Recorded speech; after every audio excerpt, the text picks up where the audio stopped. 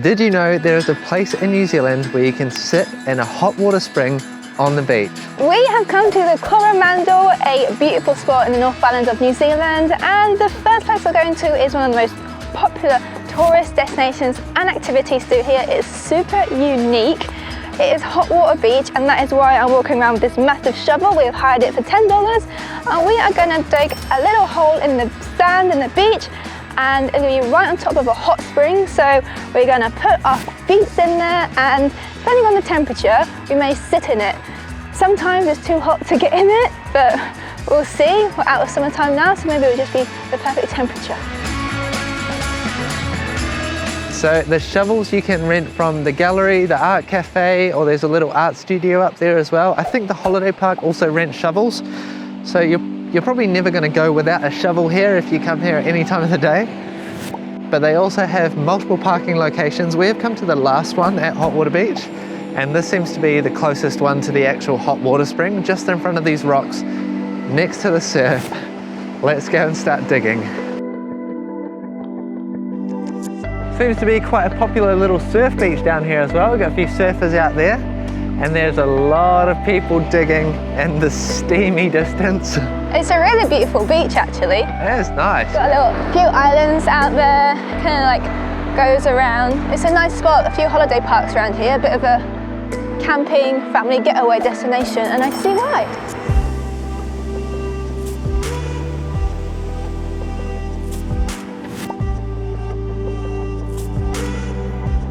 I guess you can choose over to make your own hole or find one that's been abandoned.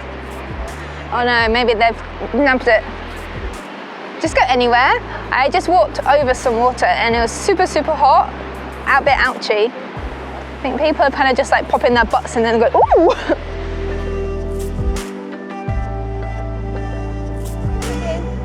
It's gonna take a while. So the deal is you should only be in here doing some holes 2 hours either side of low tide. Today it's at 5 p.m. and we've arrived just after 3, so we've got a nice good 4-hour window to dig. The Charlotte is getting cracking. The other thing is you got to try and find a spot that's not right on top of the hot water spring, because otherwise it is too hot. It's just basically, you're getting steamed like a steamed dumpling. We've picked a spot that gets the occasional rogue wave. I think our hot tub has been formed. That side is a lot hotter than this side, but it's a nice temperature.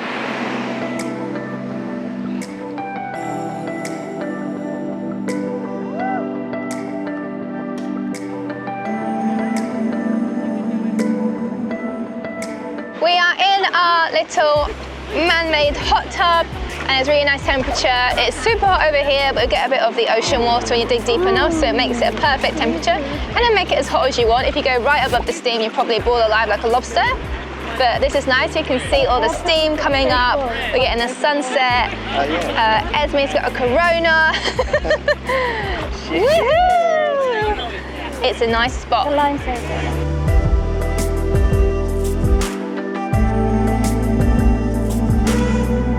It seems like more people are coming down here for sunset, which makes sense because this is a sunset activity. Corey's gone and ran into the ocean to like get the cold water to come in here and get the hot water. Over here it's super hot near where the stream's coming out of, but I didn't know the temperature would be at least 30 degrees in here. It's actually a lovely temperature right now. No, it's like 40, I think. No, it's not 40. I think the water, the actual spring water is over 40 degrees. It's too hot to just stand on. Yeah. When you mix it a bit with the cold water, it is lovely. But sunset vibes at Coromandel in the hot water pools.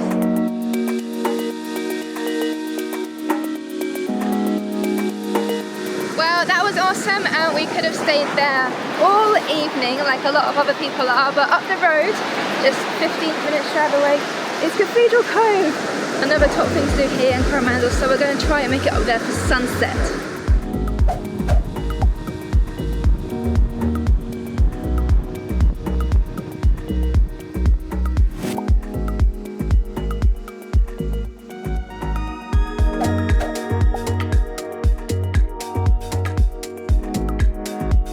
Are you fuming? I'm a bit sad, yeah. The weird rule about parking, and this is the closest you... Well, actually, someone told her there's some private land you can park at, but you can't actually reach the... I think it's just a viewing area. But this is the main car park, but it's a drop-off one. So I'm not sure where you park. And it takes 45 minutes to an hour one way. So I think by the time we got there, it would be dark. But someone told us morning is best for the light anyway. I'm not sure if we've got time to come back.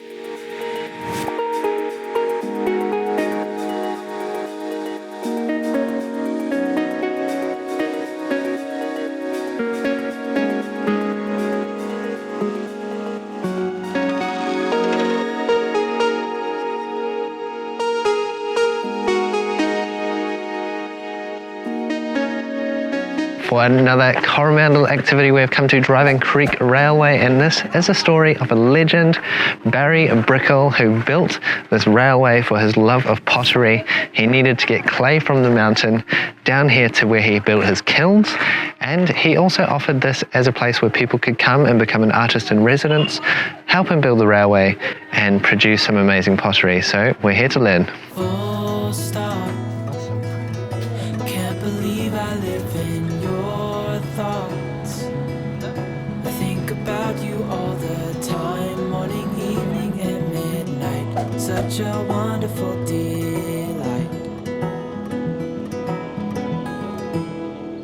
Forgo,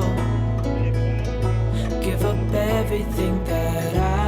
Now this track is especially designed so that you can go zigzagging up the hill, and I think at this point here we have to actually switch our seats. You're the rose in a garden. Just keep changing seats, backwards, forwards. Why do we have to change seats? I think we're going to do that. So they're always facing the right way? Oh. In case they get dizzy. I've come out here to say The natural spring there. He's saying stuff over the speaker. Can't really hear him. You guys can.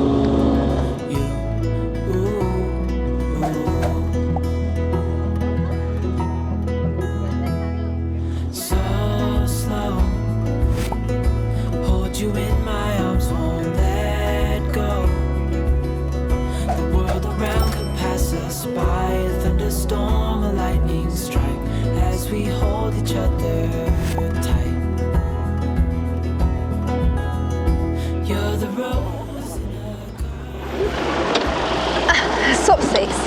Knows if I'm honest, you're the leaves in mid-August, and I've come out here to say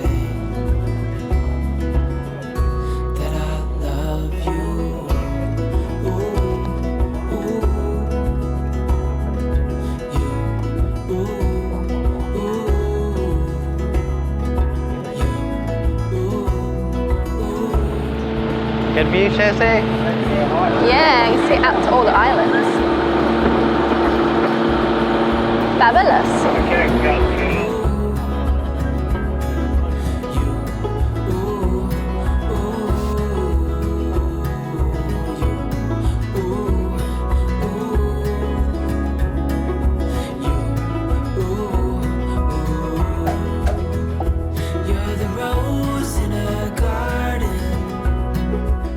Okay, we have made it to the Eiffel Tower now, and this is not the one in Paris. This is one where you get an eyeful of the view.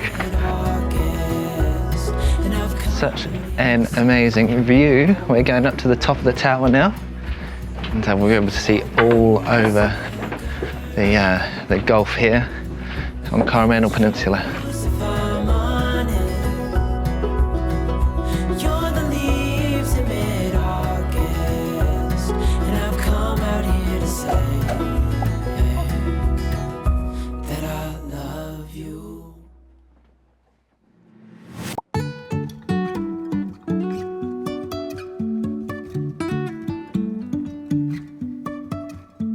Life is a winding road, no telling where it goes. Driving through days. You like your train journey experience? Yeah, it's pretty cool. It's wonderful, eh? It's very nice up here. It's very remote, isn't it? You can see Auckland as well. So Barry Brickell's story is quite an interesting one because he started off with doing an engineering course and ended up building a train track up the mountain here, which was pretty outrageous, and I think it's New Zealand's only mountain railway because he needed to get the clay from up here down to where the kilns were that he built down the bottom of the mountain. Pretty interesting guy, seemed like quite a character. A lot of parties up here, and that's why you'll see all the bottles in the walls because they had to use them for something. One of the stories here is Barry would take some of these old railway tracks, which I think was used for the mines. There was a gold mine here in the Coromandel. And occasionally people in town would see him walking down the street with a piece of rail that was discarded by the gold mines over his shoulder, and he'd be walking out to Driving Creek to install some more railway lines for his cart that he was running up and down the hill.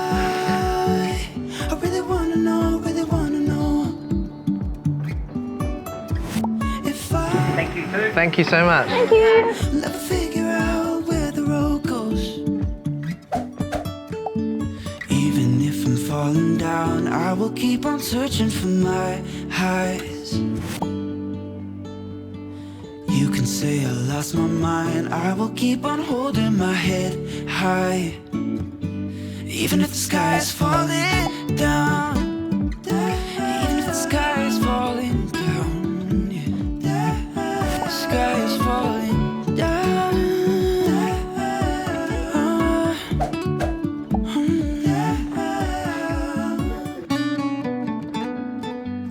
Well, what a wonderful experience that was. Barry Brickell seems like he was an absolute character. I would have loved to have been here when he was around, but unfortunately he has passed away. He's buried on the property as well, which is quite a difficult thing to do here in New Zealand apparently. It's a lot of red tape, but he managed to figure out a way in which he could do that. He was also a very avid conservationist as well, planting thousands of kauri trees, native forest here in New Zealand, to reintroduce native species to the land after so much was driven out by introduced species. They also offer an artist in residence program here, so if you are into pottery, definitely check it out on the website. You can make an application and come and stay here for free as long as you contribute, I guess, to the pottery that they sell in the shop, or I guess you could be doing some restoration work in the forest or maintenance on the tracks.